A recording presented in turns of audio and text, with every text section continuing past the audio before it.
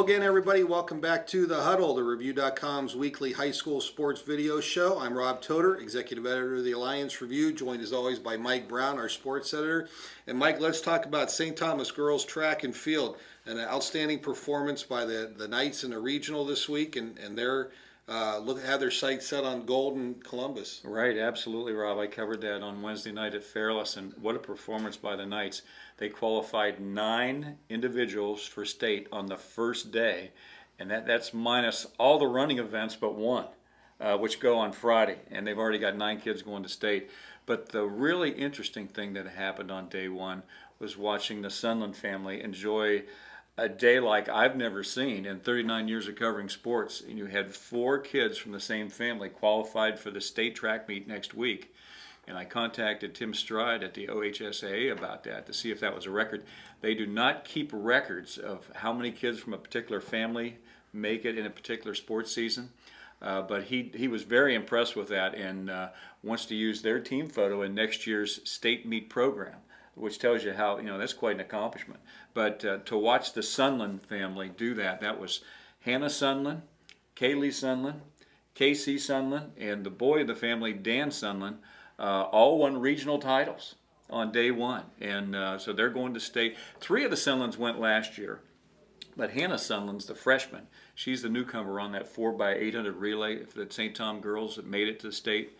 And so there were 4 this year, but I can never remember anything like that ever happening in my years as a sports writer before. So it was really cool, really fun to watch. Now, obviously, depth, as we know from experience, is important if you want to win a state title. Certainly, St. Thomas has that going for them already with 9 qualifiers. They do, and I talked to one of the relay members, and they had a great quote. They said, they lost the state title by 1 point to McDonald last year. And this St. Tom relay member's quote said, "We're back to get that point back." They want to get that point back.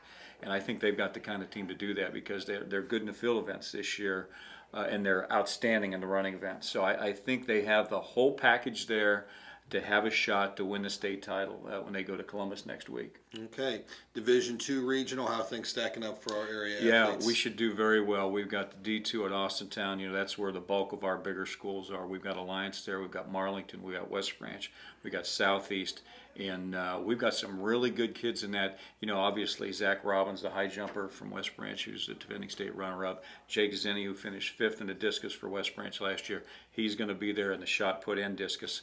Marlington's got some good distance relays and good distance runners who should do well. Alliance has a great female sprinter in Dejana Johnson who should do very well. And there's others. I think we're going to get a bulk of kids out in the D2 regional at Fitch. Okay. Well, make sure you check out the Alliance Review Daily for coverage of the track and baseball and softball regionals this week, and of course the state tournaments next week, and the Review.com as well. Make sure you check out Mike's articles and commentary as well as the rest of the sports staff. So we encourage you to check out those stories, and we'll see you at the track.